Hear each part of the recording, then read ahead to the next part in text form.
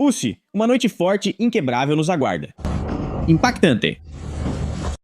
Pussy sabia que teríamos uma noite forte. Estou surpreso. Coisas absurdas ocorrem na cidade natal de Vladimir Zelensky, causadas por caçadores de pessoas em toda a Ucrânia. Mas um caso especialmente assustador aconteceu literalmente há pouco tempo. Não podemos nos calar, é preciso falar disso em todos os lugares. A questão é que os caçadores de pessoas pegaram um homem que era o único responsável no momento por uma menininha. Eles o levaram e deixaram a menina na creche, tudo de forma simples. Sem investigar nada, levaram ele. Ou seja, eu fico surpreso.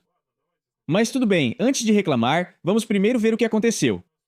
Aqui nos contam o seguinte: em Korevoy Rog mobilizaram um pai solteiro. Já prestaram atenção nisso. Isso é bom. As autoridades, na pessoa do ombudsman, do homem Castor Olubintz, tomaram conhecimento.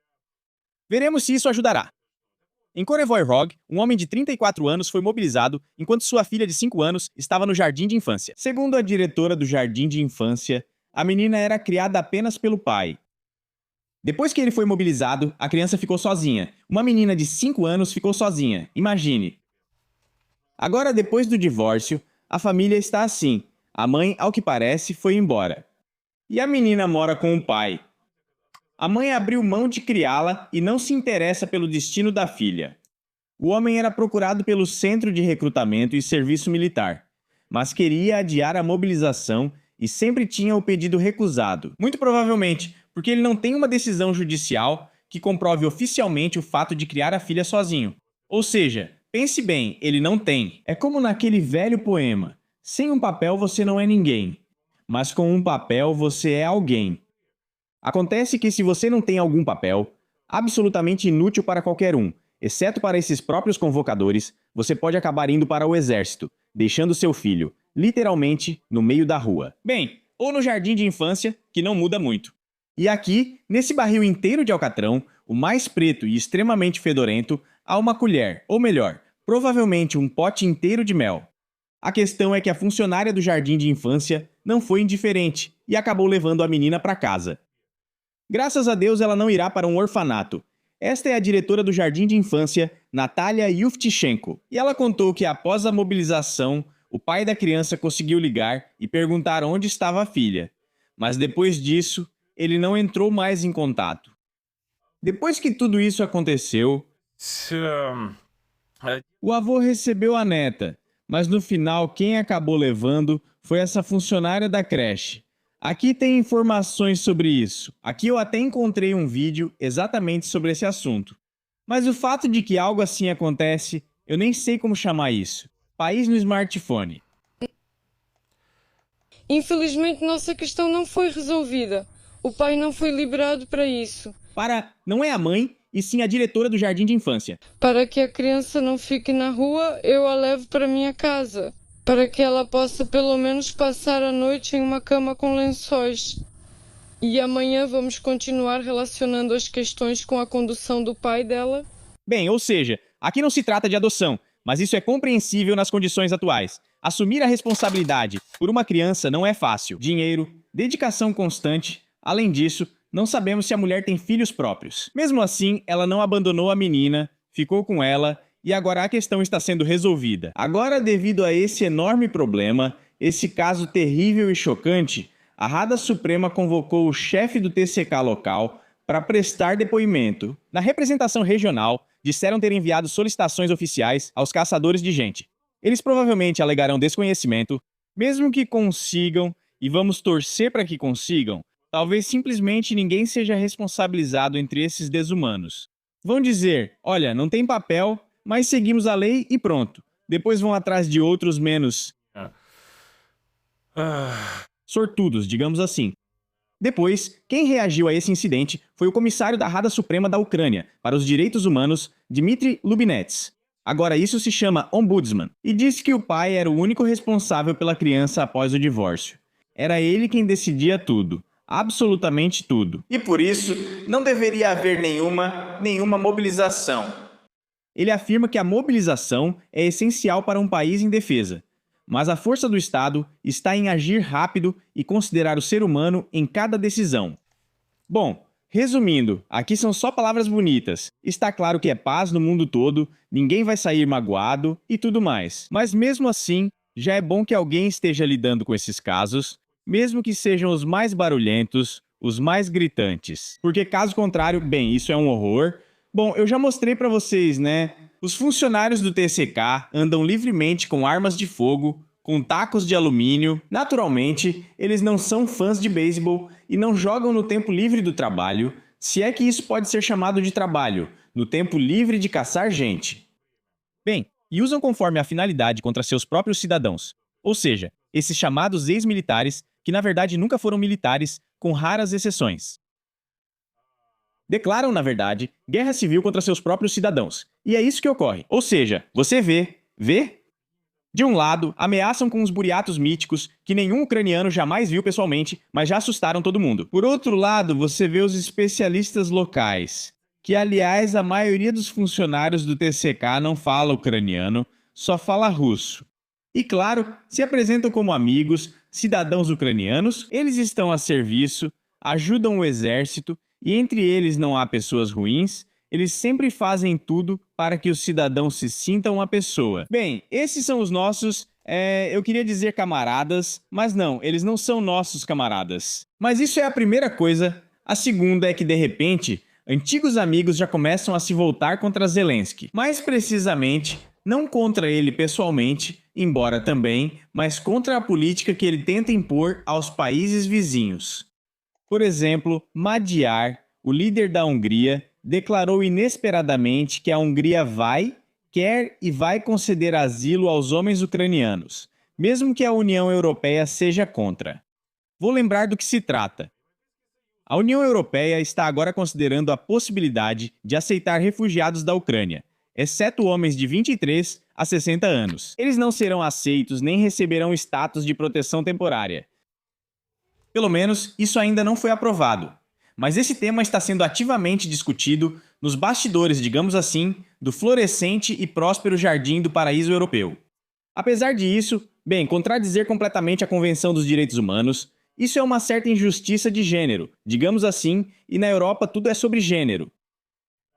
Por isso, esses horrores estão sendo planejados lá, mas como horrores? Ou seja, de qualquer lado, isso é algo muito pesado. Ou seja, se a pessoa já saiu das fronteiras da sua pátria, como dizem, em casa é melhor, então ela tem direito à proteção.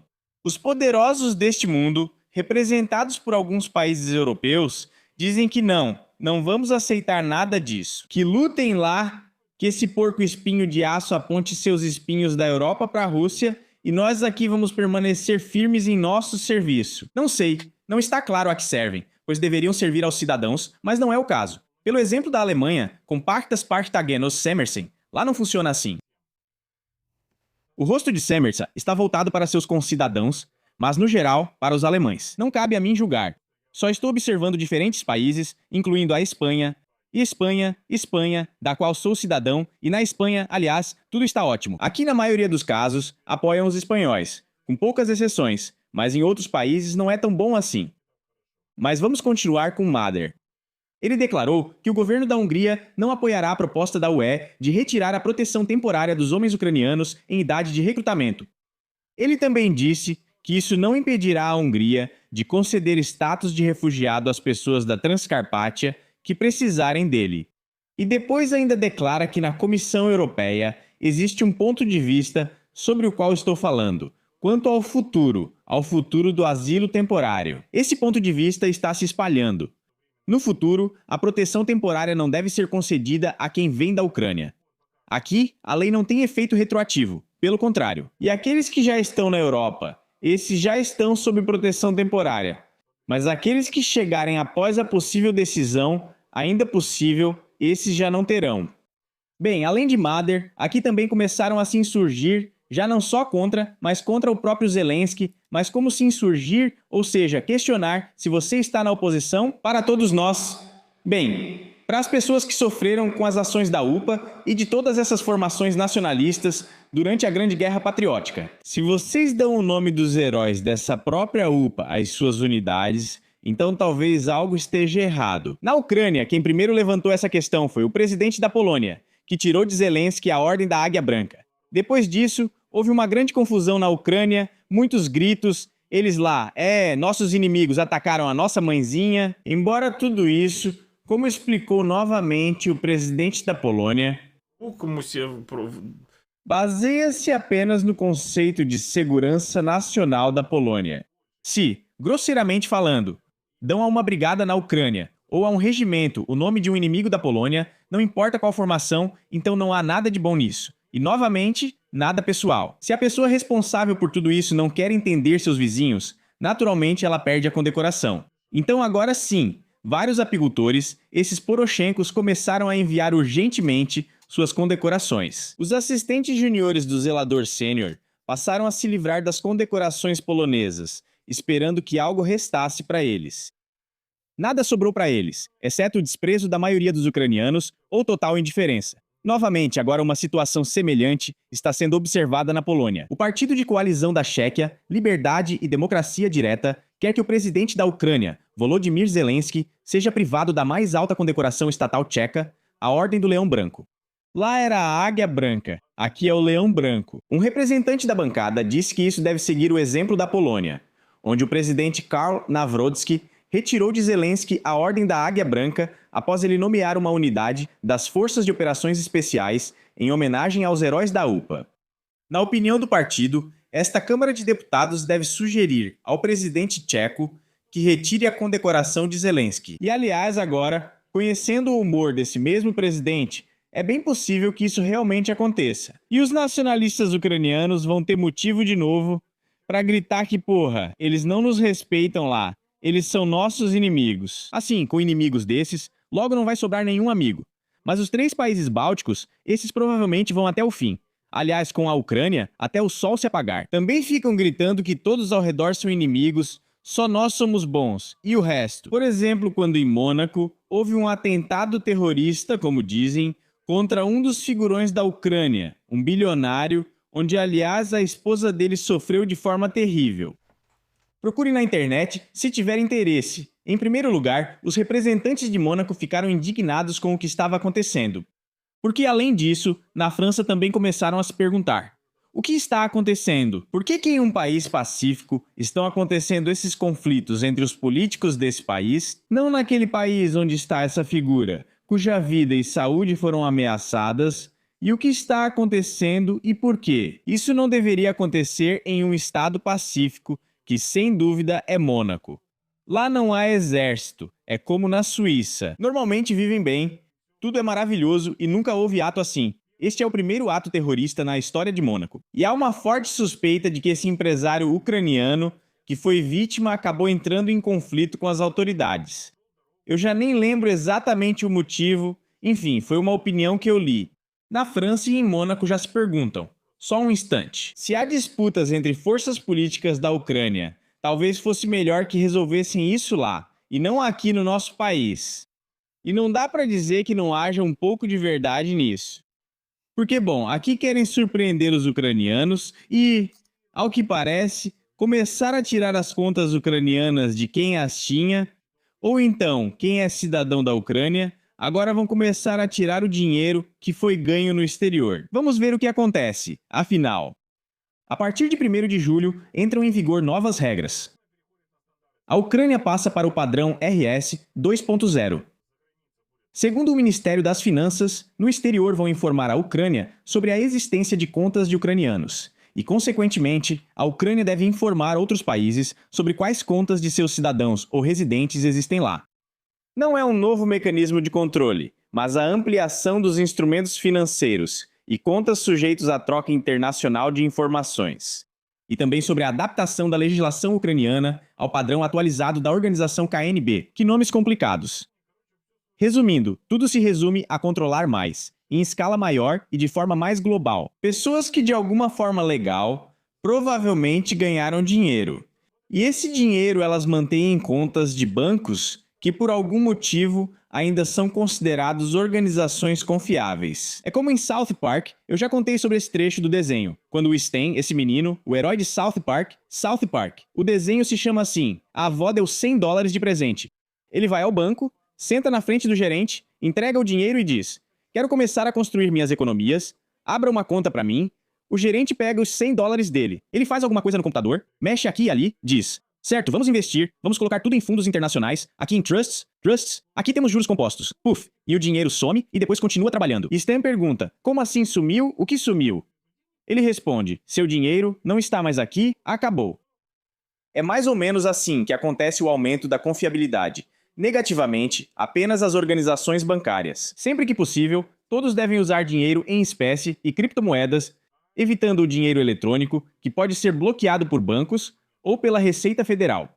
Um político, como na Ucrânia, pode chamá-lo de inimigo do país? Sua conta é bloqueada e você perde todo o dinheiro sem chance de recuperá-lo. Ou vão te acusar de lavagem de dinheiro ou de alguma outra coisa. Eu mesmo já passei por isso na Espanha, faz alguns anos. Me perguntaram de onde vieram algumas centenas de euros.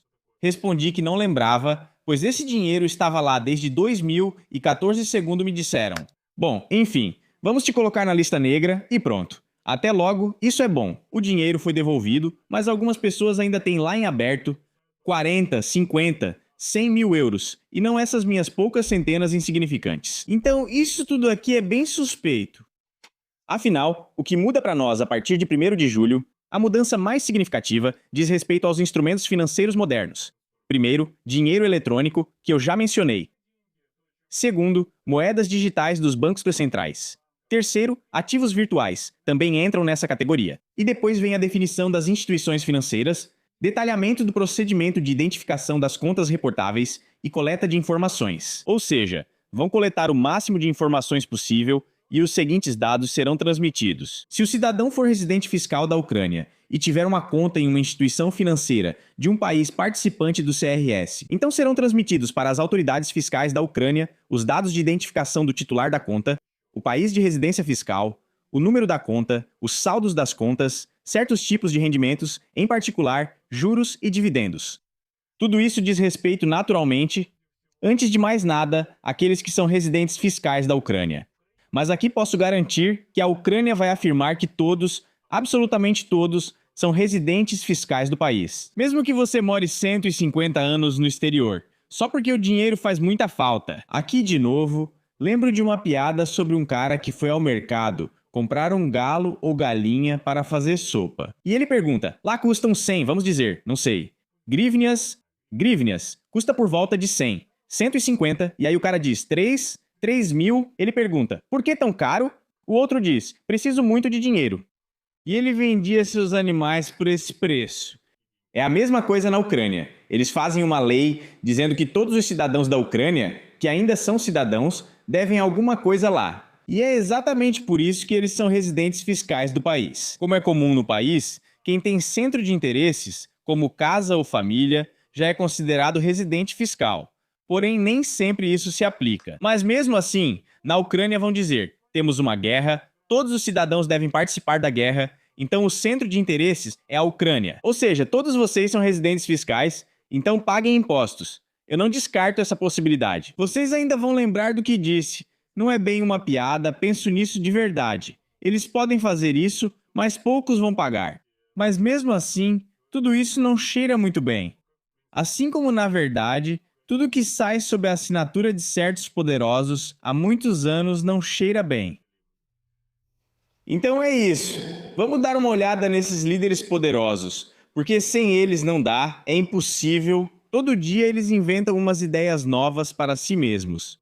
Ou para nós, e os convidam. Quem os convida, claro. Ilinsky. Então tá.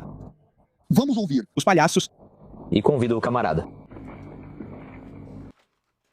E até agora esses indivíduos que estão sempre prontos para contar alguma coisa vão compartilhar sua sabedoria com a gente. Bem, por exemplo, há um desses indivíduos, é o Barna.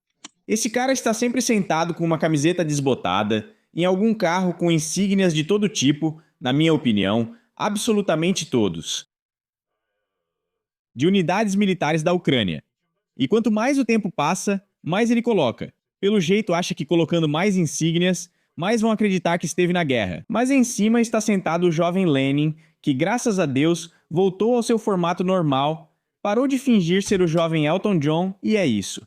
Finalmente conseguimos reconhecê-lo. Só o penteado ainda não está certo, mas vi um vídeo em que está tudo bem, porque eu já estava preocupado. Vamos ouvir o Barna mesmo assim. Barna, só temos chance de sobrevivência em um único caso, se houver todos os recursos para apoiar as forças militares da Ucrânia. Por exemplo, o recurso Barna e o recurso carro do Barna. Se esses fossem direcionados para apoiar as forças armadas da Ucrânia, incluindo muitos outros, isso seria uma virada. A vitória iria até Sakhalina. Barna M deve ser ouvido de óculos. Eles protegem suas potências da radiação que atravessa a mente e os ossos, vinda de sua própria potência, que agora permeia todo o país. Ou para a linha de frente, cada cidadão da Ucrânia só pode trabalhar nessas duas direções. Ou luta na linha de frente, ou trabalha para a linha de frente. Não pode haver outra opção para nós. Todos precisam simplesmente entender isso. Entendi, mas Barna acha interessante receber o salário de deputado? Isso é considerado estar na linha de frente, ou ele trabalha em prol da linha de frente? Vamos ajudar o autor, que não é especialista em finanças, a entender. E se o deputadozinho recebe renda do trabalho, sentado no carro e conversando à toa por aí, ele está trabalhando na linha de frente, por assim dizer, ou está trabalhando em prol da linha de frente? O que você acha? O que pode dizer sobre isso? Escrevam nos comentários. E finalmente vou mostrar para vocês, tipo, satisfação, o jovem Lenin já voltou completamente à sua própria aparência, então já podem parar de se preocupar. Ele está dormindo, sentado de paletó, terno, analisando questões muito importantes. Enfim, está tudo ótimo. À esquerda está o comissário Petrov. À direita, um cara sonolento que parece que foi acordado de repente e disseram: vai, fala atrás do cara. Aliás, parece um mapa, talvez político da URSS, mas vamos conferir. Automatizar, por assim dizer, piorar a vida daqueles que alegremente levantam a mão, evitam dizer sim. Vocês já balançaram tanto que já é impossível, tipo, Quem alegremente desde o ano de 2022 evita levantar a mão? Os ucranianos. Bem, provavelmente é isso. Porque, bem, vocês com essas suas coisas... Ele mesmo, aliás, está sentado numa cadeira gamer, não está de uniforme militar. Naturalmente, isso não é um bunker. E conta animadamente como é preciso estragar a vida de outras pessoas. Bom, isso é simplesmente inacreditável. Até que ponto algumas pessoas podem se rebaixar? Enquanto isso, em Beludrelidin, me parece que Beludrelidin está pensando na Krupskaya e o cara à direita é uma cobra e Prizivov... Prikodov, e assim por diante. O Estado tem funções importantes, como melhorar a vida dessas pessoas, mas de forma arbitrária. Será que o Estado quer isso? Essa é a questão. Pois é. Bem, essas são, em geral, a nossa situação. Essas são as notícias de hoje. E aí, desejo a vocês que essa potência não os atinja no final e que vocês consigam se salvar com algum meio à mão. Então desejo a todos um bom dia, uma boa noite, tchau para todos. A pergunta era sobre ajudar na reconstrução após a guerra e que a Rússia quer ajudar. Tem que nos dar dinheiro. Eles podem nos dar dinheiro. Dinheiro para isso. E nós vamos reconstruir tudo o que precisamos reconstruir e nós vamos decidir o que fazer.